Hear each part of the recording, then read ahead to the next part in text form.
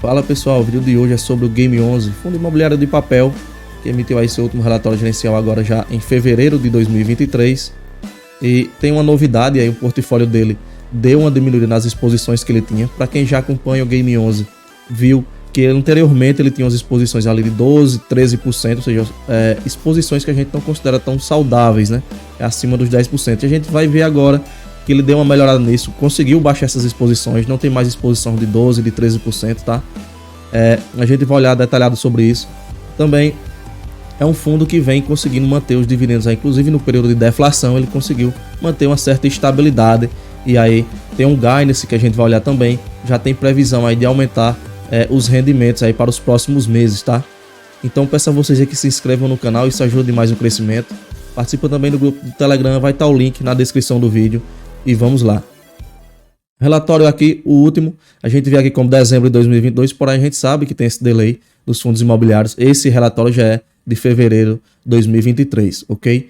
Iniciando pelas teses de investimento, ele separa entre duas teses, a beta e a alfa, de forma bem resumida. A beta são operações mais seguras, né? Operações ali de série sênior, por exemplo, onde ele tem ali a maior parte do patrimônio nela. Já as operações alfa são operações mais arriscadas que, consequentemente, né, quanto maior o risco, a expectativa é de um retorno maior, tá? No caso, elas representam um peso menor no patrimônio do ativo. Falando um pouco sobre o patrimônio, hoje aí superando os 214 milhões de reais. Vamos ver a cotação atual, está em 8,75, inclusive teve até uma elevaçãozinha hoje aí de quase 1%, tá? Patrimonial 9,83, indicando um desconto aí de 0,89, o fundo está bem descontado. Número de cotistas, quase 19 mil cotistas. A carteira dele é composta por 22 CRIs e 2 fundos imobiliários, totalizando 24 operações. Quantas às movimentações, as principais movimentações, ele deu uma saída um pouco de operação atrelada ao IPCA e entrou em dois ativos ali pós-fixados em CDI para aproveitar esse momento que a gente tem de taxa Selic tão alta, né? As taxas de juros bem acima aí do que a gente está acostumado a ver normalmente. Inclusive, essa taxa de juros é uma forma de tentar controlar a inflação. Mas enfim, continuando, quanto às aquisições, ele fez essas aquisições em CDI porque ele projeta essa taxa básica de juros em patamares elevados por um período mais longo do que o imaginado inicialmente. Foram adquiridos 2 CRIs da MRV, aí para um carrego mais longo, e ainda montou 4 posições táticas de curtíssimo prazo, em razão da postergação para janeiro de 2023, da liquidação de 3 novos ativos em CDI que ingressariam na carteira em dezembro. Como não houve esse ingresso, ele aproveitou e montou essas 4 posições aí de curtíssimo prazo. No caso aí são Bari 1, Bari 2, a Rio Ave e a Importal. Quanto às negociações no mercado secundário, a gente vê uma queda, considerando aí de abril principalmente até dezembro, deu uma queda no final do ano, aí deu uma elevaçãozinha de novo, mas enfim, a cota atualmente está no preço 8,75, bem abaixo aí da média histórica do ativo, como a gente consegue ver nesse gráfico de cotação. Olha a queda que teve e atualmente está aí praticamente aí no preço histórico, né, se a gente traça ele aqui. Mas enfim, continuando, ele vai citar aqui os comentários da gestão, onde ele cita aí que as manchetes contaminadas com incerteza sobre a gestão atual do governo trouxe um pessimismo exacerbado aí para o mercado. Isso aí até meio que justifica essas quedas bem profundas que a gente está vendo aí nos fundos imobiliários. Não só isso, como também essa questão da taxa de juros alta, né? Muita gente acaba saindo dos fundos imobiliários e entrando na renda fixa para aproveitar um pouco desse momento, dessas taxas altas, né? A gente vê renda fixa aí rendendo muito, valor bem alto, e com a segurança que a renda fixa tem maior do que a renda variável, né? Ele vai falar um pouco também sobre o iFix, sobre o MAB, sobre inflação, sobre Selic, uns comentários macroeconômicos. A gente vai pular que a gente quer ver mais sobre o ativo. Mais à frente a gente tem um gráfico aqui comparando o Game 11 com o CDI e o iFix. A gente vê que ele está bem à frente ali, principalmente do iFix.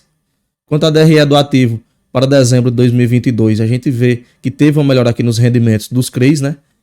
Claro, período aí de deflação puxou bastante para baixo, como a gente vê aqui em setembro, outubro e novembro, e ele inclusive meio que voltou ali até a rentabilidade que ele vinha tendo ali próximo ao de julho, mas ainda abaixo. Com isso, considerando as receitas e as despesas, a gente tem um montante aí de 1,9 milhões, ok? E ele distribuiu um pouco acima disso, no caso ele distribuiu um pouco mais aí de 2 milhões, o que temos aí 10 centavos por cota. Só com o rendimento dele sem as reservas ele teria distribuído, como a gente vê aqui, 0,096, ok? Ou seja, ele ainda usou um pouco das reservas para manter esse pagamento agora, o pagamento no caso de dezembro. Quanto às expectativas futuras, ele coloca um guidance aqui de dividendos, né? Onde aí para fevereiro a gente tem estimativa de ter uma elevação de rendimentos. No caso a gente vê aqui que ele vinha com os 10 centavos e o próximo aí ficou para fevereiro de 0,105, né, centavos, 10 centavos ali, quase arredondando para 11, mas ainda está um pouco longe, tá? E é o mesmo aí para março, quem sabe aí ele volta aí a 11, 12 centavos, como foi o auge que ele conseguiu manter aqui, chegando a inclusive 15 centavos, mas se bem que nesse período a gente tinha uma inflação ali bem alta, como a gente viu, como a gente viveu isso, e ele segurou os 10 centavos, quem sabe ele consegue manter esses 10 a 12 centavos aí no maior prazo, né? Mas enfim, a gente vai acompanhando para ver o desempenho do ativo. Quando as estratégias a gente vê, 87% atualmente está em operações beta, que são operações mais seguras na filosofia dele, tá?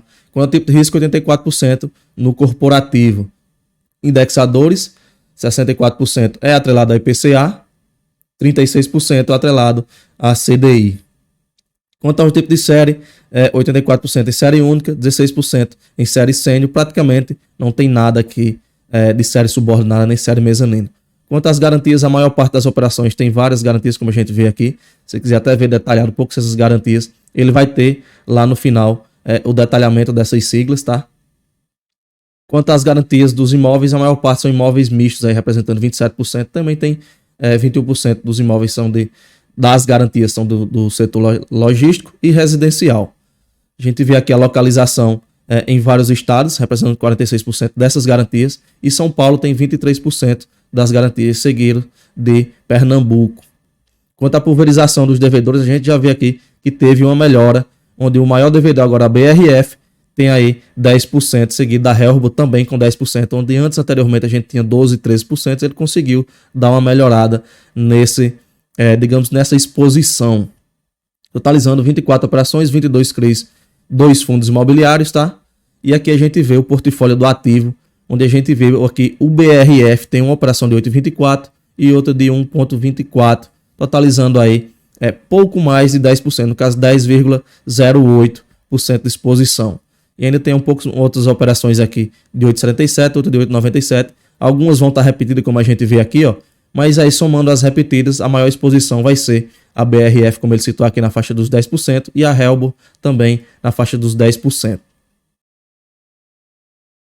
Quanto aos fundos imobiliários que compõem o portfólio, a gente vê aqui os dois fundos, como ele já citou, o IDFI11 e o IDGR11.